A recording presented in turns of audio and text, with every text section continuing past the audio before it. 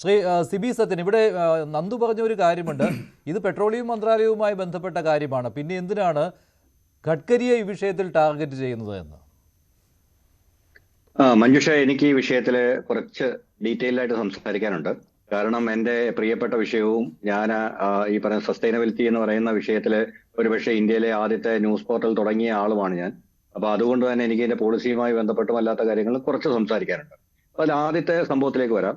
ഒന്നെന്ന് പറയുന്നത്, BJP പ്രതിനിധി ഇവിടെ പറഞ്ഞതുപോലെ നമ്മളുടെ ലോകരാഷ്ട്രങ്ങളെല്ലാം കൂടി 2090 ആകുമ്പോഴേക്കും ഈ സീറോ കാർബൺ എന്ന് പറയുന്ന നെറ്റ് സീറോ കാർബൺ എന്ന് പറയുന്ന ഒരവസ്ഥയിലേക്ക് വരാൻ തീരുമാനമെടുത്തിട്ടുണ്ട്.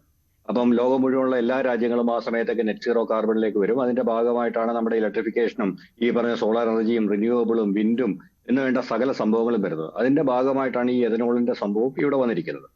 ഇനി ഇന്ത്യയുടെ കമ്മിറ്റ്മെന്റ് എന്ന് പറയുന്നത് 2070 2070 ഇന്ത്യ നെറ്റ് സീറോ കാർബൺ ആയിരിക്കുമെന്നാണ് ഇന്ത്യൻ സർക്കാർ വളരെ നേരത്തെ തന്നെ പ്രഖ്യാപിച്ചിരിക്കുന്നത്. അതിനുള്ള ശ്രമങ്ങൾ നമ്മൾ ഘട്ടം ഘട്ടമായിട്ട് തുടരുന്നു.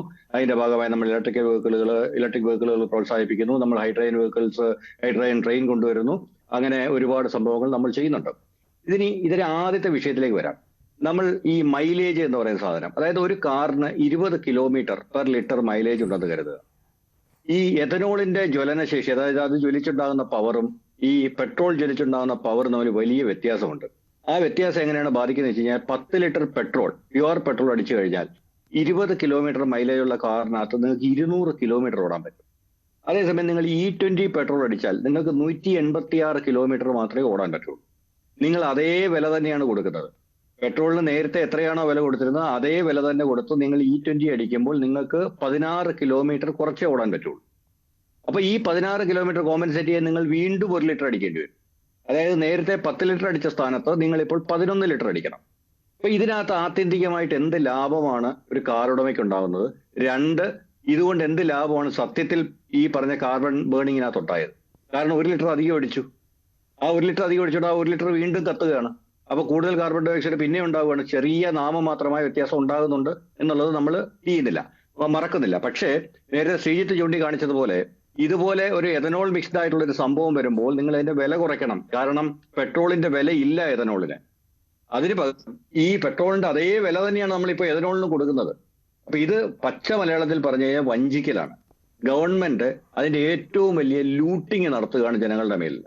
കാരണം നിങ്ങൾ ആലോചിക്കുക, ഓരോ 10 ലിറ്ററിനും നിങ്ങൾ 1 ലിറ്റർ അധികം അടിക്കണം. നേരത്തെ 10 ലിറ്റർ അടിച്ചുകൊണ്ടിരുന്ന സ്ഥാനത്ത് നിങ്ങൾ 11 ലിറ്റർ അടിക്കണം. ഇതാണ് ആദ്യത്തെ പ്രശ്നം. ഇനി രണ്ടാമത്തത് പോളിസി തലത്തിൽ പറഞ്ഞു. ഈ പോളിസി എന്ന് പറയുന്നത് ഇതുപോലെ തന്നെ ഒരു വലിയ പറ്റിപ്പാണ്. കാരണം ഈ നെറ്റ് സീറോ കാർബൺ 2070 എത്തണമെങ്കിൽ ഇന്ത്യയുടെ ഏറ്റവും വലിയ കാർബൺ മേക്കർ എന്ന് പറയുന്നത് നമ്മളുടെ തെർമൽ പവർ സ്റ്റേഷനുകളാണ്. തെർമൽ പവർ സ്റ്റേഷനുകൾ ഇന്ത്യ ഇപ്പോഴും അനുമതി കൊടുത്തുകൊണ്ടിരിക്കുകയാണ്. ഇന്ത്യയിലെ വൻകിട കോർപ്പറേറ്റുകൾക്ക് തെർമൽ പവർ സ്റ്റേഷനുകൾ തുറക്കാൻ അനുമതി കൊടുത്തുകൊണ്ടിരിക്കുന്ന സർക്കാർ എന്തർത്ഥത്തിലാണ് ഈ പറഞ്ഞതുപോലെ സാധാരണക്കാരന്റെ കഞ്ഞിയിൽ പാറ്റയിട്ടിട്ട് ഈ പരിപാടി ചെയ്യാൻ നിൽക്കുന്നത്? ആദ്യം ചെയ്യേണ്ടത് തെർമൽ പവർ സ്റ്റേഷനുകൾ പൂർണ്ണമായിട്ട് അവസാനിപ്പിച്ചുകൊണ്ട് സോളാറിലേക്കും വിൻഡിലേക്കും അതുപോലുള്ള മറ്റ് റിന്യൂവബിൾസിലേക്കും അല്ലെങ്കിൽ ഈവൻ ആറ്റമിക് എനർജിയിലേക്കും ഒക്കെ പോകേണ്ടതിന് പകരം നമ്മൾ ഇപ്പോഴും കണ്ടിന്യൂസ് ആയിട്ട് തെർമൽ പവർ സ്റ്റേഷൻ അനുമതി കൊടുക്കുന്നു. കാരണം അദാനിയെ പോലുള്ള കോർപ്പറേറ്റുകളാണ് ഇതൊക്കെ നയിക്കുന്നത്. അവരുടെ സബ് കമ്പനികളും അതുപോലുള്ള മറ്റു കോർപ്പറേറ്റുകളൊക്കെയാണ്. അപ്പൊ അവർക്ക് വേണ്ടിയിട്ട് അതുപോലെ തന്നെ ഈ കമ്പനികൾക്കുള്ള ക്യാപ്റ്റീവ് പവർ പ്ലാൻ ഉണ്ട്. ഈ ക്യാപ്റ്റീവ് പവർ പ്ലാന്റിൽ മൊത്തം കൽക്കരിയാണ് കൊടുക്കുന്നത്. അപ്പം ഈ കൽക്കരി മൊത്തം കത്തിച്ചിട്ടാണ് നമ്മൾ ഈ പറഞ്ഞ വൈദ്യുതി ഉണ്ടാക്കുന്നത്. അപ്പൊ അതുകൊണ്ട് നമ്മുടെ ഈ പറഞ്ഞ പോളിസിയിൽ, അതായത് കാർബൺ വിമുക്ത ഭാരതം എന്ന് പറയുന്ന പോളിസിയിലേക്കുള്ള നമ്മുടെ വഴി തന്നെ കംപ്ലീറ്റ് ഇരട്ടത്താപ്പാണ്. ദുബായിൽ നടന്ന COP28 അതിനുശേഷം നടന്ന COP29 ഇന്ത്യ ഈ ഇതുമായിട്ട് ബന്ധപ്പെട്ടിട്ടുള്ള തെർമൽ പവർ സ്റ്റേഷനുകളുമായിട്ട് ബന്ധപ്പെട്ടുള്ള കരാറിൽ ഒപ്പിടാൻ വിസമ്മതിച്ചു. തയ്യാറായില്ല. ഇന്ത്യ മാറി നിൽക്കുകയായിരുന്നു. കാരണം എന്ന് വെച്ച് കഴിഞ്ഞാൽ നമ്മുടെ കമ്മിറ്റ്മെന്റ് നമ്മൾ വെളിവാക്കിയില്ല.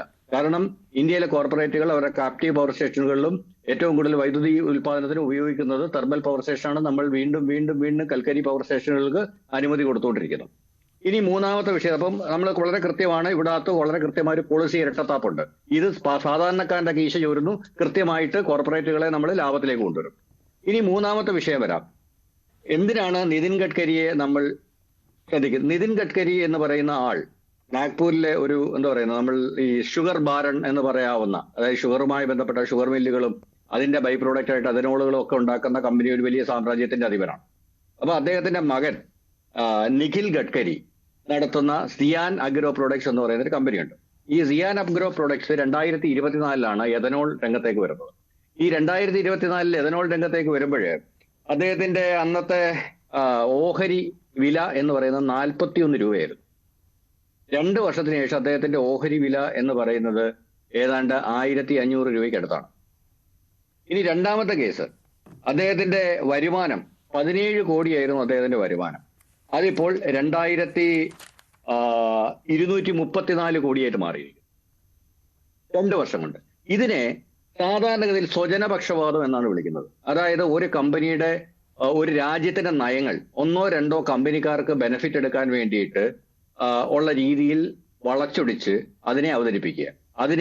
അത് പണ്ടൊക്കെ ഈ പറഞ്ഞ പോലെ അഴിമതിയൊക്കെ വളരെ റാമ്പന്റ് ആയിരുന്ന ഒരു കാലത്ത് പോലും സ്വന്തം മക്കൾക്കും കൊച്ചുമക്കൾക്കും ഉള്ള കമ്പനിയിൽ പരസ്യമായിട്ട് ലാഭം കിട്ടാൻ വേണ്ടി ഇത്തരത്തിൽ വളരെ ഓപ്പൺ ആയിട്ട് ആരും അഴിമതി ഒന്നും ചെയ്യത്തില്ലായിരുന്നു.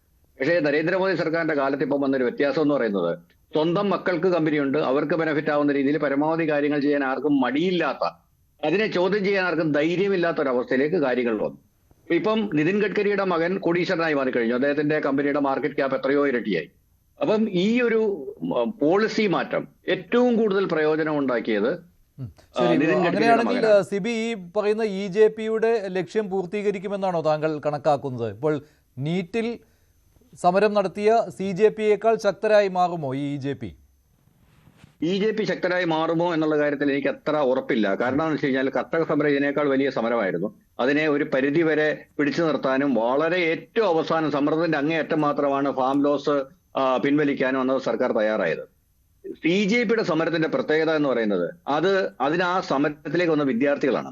വിദ്യാർത്ഥികളെ നേരിടുന്നതിനേക്കാൾ വളരെ എളുപ്പമാണ് ട്രക്ക് ഡ്രൈവർമാരെയും കർഷകരെയും ഈ പറഞ്ഞ മിഡിൽ ക്ലാസ്സിനെയും നേരിടാൻ. അത് അടിച്ചമർത്താൻ പറ്റും. നമ്മുടെ അടുത്ത കാലത്ത് കേരളത്തിലെ ഒരു പ്രമുഖ RSS ആചാര്യൻ പറഞ്ഞ പോലെ വെടിവെച്ച് കൊല്ലാൻ പറ്റും. വെടിവെച്ച് കൊന്ന ശവങ്ങൾ നമുക്ക് കൂട്ടിയിടാൻ പറ്റും.